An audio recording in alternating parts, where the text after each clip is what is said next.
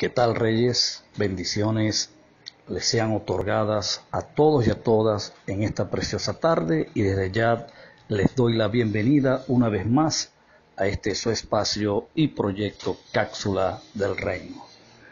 Bien, Reyes, como de costumbre, pues me toca decir que les habla desde la ciudad de Maracaibo, Venezuela para el mundo, su amigo y maestro en la plenitud del reino, Miguel Faría.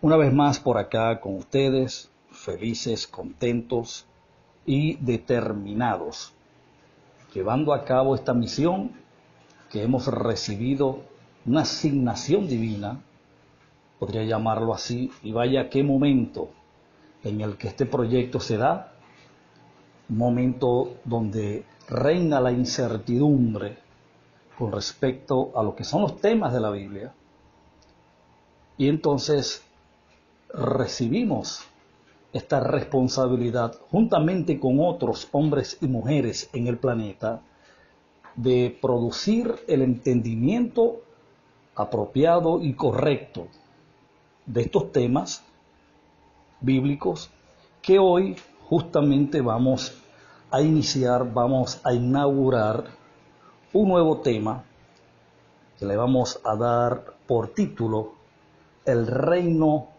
de 1000 años. Ese es el tema que vamos a comenzar hoy. No sé exactamente cuántas cápsulas nos toque vaciar. Lo que sí quiero siempre que quede muy claro es que la manera como lo hacemos, ya usted lo sabe, es en cápsulas de 20 minutos. Estaremos vaciando extractos importantes, la mayor información posible, para hacérsela llegar muy oportunamente a sus vidas y usted pueda sacarle el mayor beneficio y provecho. Muy bien, para que ganemos tiempo, por causa de que es muy corto el tiempo, vaya por favor al libro de Apocalipsis, capítulo 20, versículo 1 en adelante. Dice así: Vi un ángel que descendía del cielo con la llave del abismo y una gran cadena en la mano, y prendió al dragón, la serpiente antigua, que es el diablo y Satanás, y lo ató por 1000 años, y lo arrojó al abismo, y lo encerró y puso su sello sobre él, para que no engañase más a las naciones hasta que fuesen cumplidos 1000 años. Y después de esto debe ser desatado por un poco de tiempo. Verso 4, y vi tronos y se sentaron sobre ellos los que recibieron facultad de juzgar, y vi las almas de los decapitados por causa del testimonio de Jesús y por la palabra de Dios, los que no habían adorado a la bestia ni a su imagen, y que no recibieron la marca en sus frentes ni en sus manos, y vivieron y reinaron con Cristo, ¿cuánto? 1000 años. Verso 5, pero los otros muertos no volvieron a vivir hasta que se cumplieron, ¿qué cosa? Los 1000 años. Esta es la primera resurrección.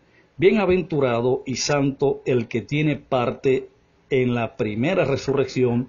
La segunda muerte no tiene potestad sobre estos, sino que serán reyes de Dios y de Cristo, y reinarán nuevamente con él 1000 años. Verso 7.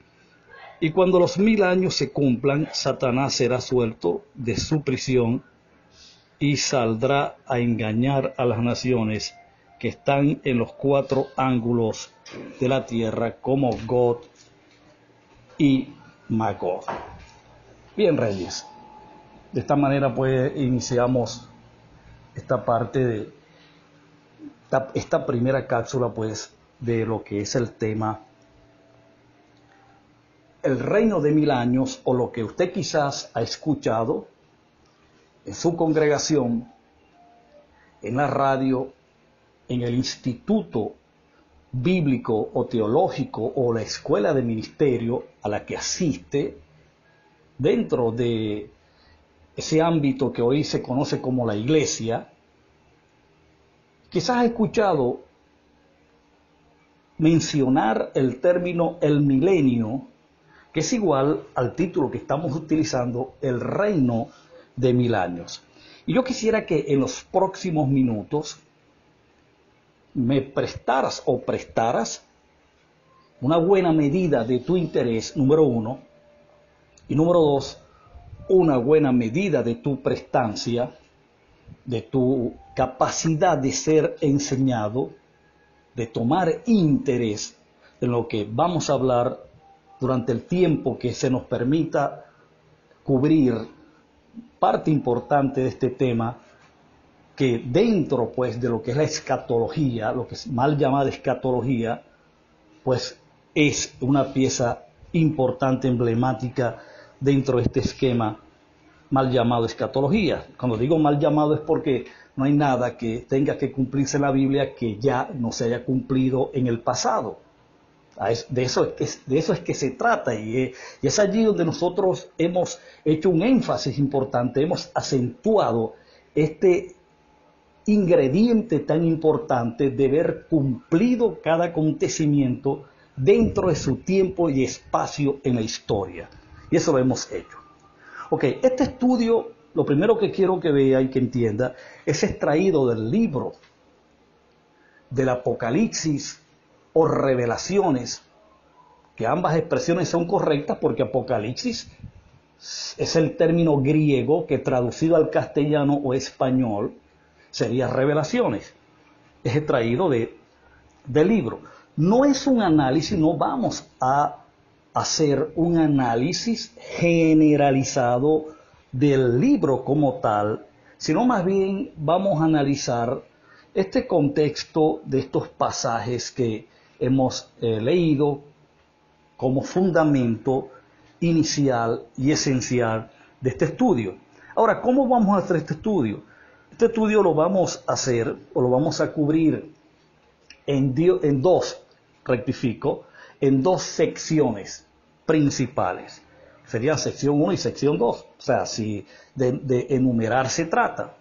Ahora, lo que sí vamos a seguir considerando, estamos perseverando en esto, es que la forma como vamos a tratar en esta primera sección el estudio es como siempre lo hacemos cada vez que vamos a cubrir algún tema bíblico, como lo es Biblia, interpreta Biblia y la consideración de las audiencias. Eso siempre va a ser el lema, vamos a ponerle así, o el fundamento, si suena mejor, de cada tema bíblico que tengamos que analizar, estudiar, como ya lo hemos hecho a lo largo de 2 años y 6 meses aproximadamente, que es el tiempo que nuestro canal está en el aire, y entonces lo hemos hecho. Usted puede revisar cada cápsula y cada tema bíblico y va a ver esa característica importante en cada una pues, de las cápsulas. Ahora, en la primera sección de este estudio, vamos a analizar, número 1, el autor, que fue el autor del libro de Apocalipsis, y número 2, la fecha del libro. El autor del libro se identifica muy claramente como lo fue Juan en el verso 4 del capítulo 1 de Apocalipsis. Usted lo puede ver allí muy claramente, que Juan se atribuye pues la revelación del libro. Por eso yo creo que no haya ninguna duda en ninguna de las audiencias de nuestro canal en reconocer de que el autor del libro de Apocalipsis es Juan.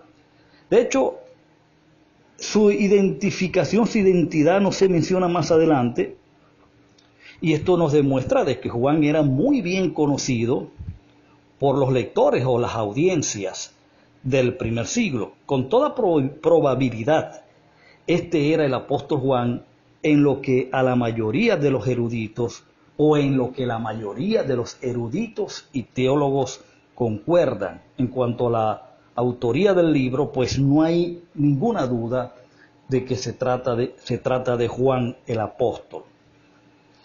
Sin embargo, escuche bien, la determinación de cuándo fue escrito el libro de Apocalipsis o Revelaciones es difícil. La razón de esto es que hay contrastes de pareceres en cuanto a cuándo este libro fue escrito, y esto se puede resumir de la siguiente manera. Quiero analizar juntamente con usted esta parte importante porque me parece de que el libro, es decir, Apocalipsis o Revelaciones, aparece erradamente en lo que es digamos, la cronología que le dan en el canon escritural en cuanto a fecha y a tiempo. Lo colocan como el último libro de la Biblia, y de hecho no es el último libro de la Biblia, porque no fue el último libro en ser escrito. Por eso digo que esta cronología se cae por la fecha. Nosotros vamos a analizar muy responsablemente las evidencias que lo dan a demostrar. Lo que sí quiero ya por adelantado es que entienda de que no fue el último libro en ser escrito. Muy bien, tenemos la teoría de las últimas fechas y la teoría de la fecha temprana.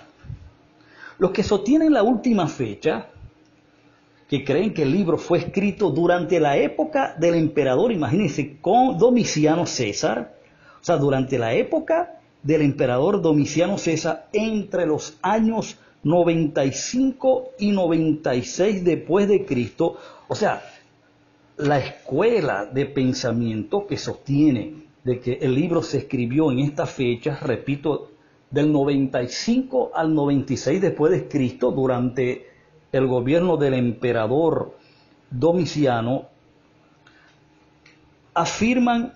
otros afirman que fue escrito en el año 90 después de Cristo por el mismo emperador. Ahora, estas fechas se basan según una declaración, y es muy importante que se entienda esto porque a veces nosotros nos hacemos eco de una idea, de una filosofía, de un acontecimiento, de un suceso. Nos hacemos ecos y nos convertimos en reproductores de esa teoría, de ese suceso, y no analizamos cuál es el piso o el fundamento que tiene. Y muchas veces nos estamos haciendo eco, entonces es de un error. Fíjate lo interesante de esto. Según esta fecha, o sea, el fundamento sobre la cual se sienta o se edifican estas fechas, es porque supuestamente hay un registro de Eusebio, el historiador entre comillas de la iglesia, en el año 325 después de Cristo. Ahora, ahí me toca aquí acentuar algo muy importante, o no digamos, no es el término correcto acentuar. Ahí me toca hacer una corrección acá bien importante. Para usted que es audiencia de este canal y que ya tiene un entendimiento bastante desarrollado para poder entender esto próximo que voy a decir. La iglesia no llegó al tercer siglo después de Cristo. La iglesia culminó su misión en la tierra durante el primer siglo después de Cristo, cuando todo fue consumado, cuando la ley fue consumada, cumplida en el año 70 después de Cristo, juntamente con todos los contenidos proféticos de todos y cada uno de los profetas, incluyendo los salmos. Allí todo el misterio del reino de Dios declarado proféticamente en tiempos de la Biblia, registrado en el canon escritural, todo eso tuvo feliz y exitoso cumplimiento. Así que la iglesia dejó de ser un misterio una vez de que ella cumplió su misión. Dios consumó la misión de la iglesia, llevó a feliz término su obra, su asignación durante el primer siglo. Así que la iglesia dejó de ser la iglesia. Ahora, ¿qué nos ha dicho la tradición? Bueno, la tradición nos ha dicho que este Eusebio, el supuesto historiador de la iglesia, fíjate, durante el año 325 después de Cristo, en esta persecución de cristianos, que no existía, bajo el emperador Domiciano, que es sostenida por la tradición, que el apóstol y evangelista Juan, que todavía vivía en consecuencia de su testimonio a la palabra de Dios, fue condenado para morir en la isla de Patmos, fíjate. Sin embargo, Ireneo, en su quinto libro, lo puede conseguir por internet, Contra las herejías, se llama el libro, Contra las herejías, habla de la manera siguiente: si fuera necesario proclamar el nombre del anticristo, habría sido declarado por el que vio el Apocalipsis. Sin embargo, ¿por qué no es registrado al final que fue visto? ¿O al final de quien lo vio? O sea, ¿por qué Juan, dice Ireneo, por qué Juan en su libro no menciona al anticristo? O sea, importante porque lo que Eusebio recoge es lo que supuestamente dijo Ireneo. En tercer lugar, no sabemos si Policarpo se refería a Juan en las visiones que él vio, u el nombre del anticristo o el libro en sí mismo, y no sabemos si el libro fue escrito en aquella época o no. Además, viene a nosotros a través de 3 personas separadas por 3 siglos, o sea, por 300 años, puestas simplemente, o sea, teoría o fundamento puesto o basado simplemente en un rumor. Esta declaración completa, con toda esta incertidumbre, es la única evidencia usada para apoyar la última fecha, es decir, la fecha del 90, del 95 o del 96 después de Cristo. Ha sido aceptada por generaciones sin realmente preguntarse o examinarla a la luz del libro en sí mismo. La última fecha, es decir, la tardía, que es la del 95 al 96 después de Cristo, durante el reinado de Domiciano, ha pasado sobre nosotros de la misma manera que fue pasada sobre Eusebio. Él estaba bajo la tradición. La tradición no es la manera de interpretar las Escrituras. Entonces, ¿dónde podemos hallar la evidencia para fechar el libro de Apocalipsis? Es muy buena pregunta. ¿Dónde podemos hallar la fecha? Porque no podemos aceptar bajo ninguna circunstancia, primero, o sea, no podemos aceptar, debo decir, lo que Eusebio, el reconocido padre de la iglesia, el cual yo no le reconozco, porque los padres de la iglesia fueron los apóstoles, quienes hicieron ese trabajo apostólico paternal, que fueron los 12 inicialmente que caminaron con Cristo y después lo que surgieron o nacieron por causa de la iglesia, como el caso de Silas, de Tito, de Apolo, etcétera, etcétera, Bernabé, en fin. Estos fueron los padres fundadores de la iglesia, fueron los apóstoles, porque era el trabajo paternal que ejercieron en la iglesia. Entonces, empezando por ahí, Eusebio queda eliminado como un padre de la iglesia, alguien que aparece casi 300 años después. Y lo otro que es bien, pero bien triste, es que el argumento que utiliza Eusebio para tratar de validar las fechas tardías como 90, 95, 96 después de Cristo, es que Policarpio dijo que en algún momento para esa fecha vio a Juan. Alguien le dijo que vio a Juan en esa fecha. Y porque alguien le dijo un rumor de que vio a Juan por ahí, por esa fecha, durante el reinado o el imperio de Domiciano, entonces de ahí se ha tejido toda una tesis, todo un argumento con ese tan efímero, tan superfluo argumento y fundamento. Entonces es totalmente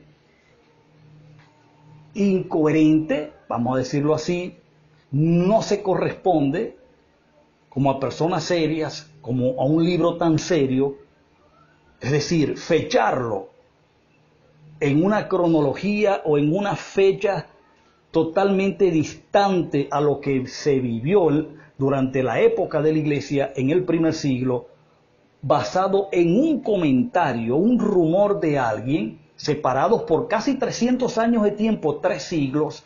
Me parece que más allá de ser una cosa traída así por los cabellos, es una irresponsabilidad.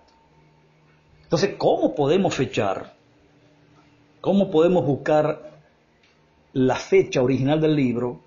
Bueno, señores, reyes y reinas amados, esa es la tarea que tenemos entonces en la siguiente cápsula, la cápsula número 2. Por ahora, en esta primera cápsula terminamos y el tiempo que me queda es para agradecerle, enviarle un abrazo a la distancia y será entonces hasta la próxima.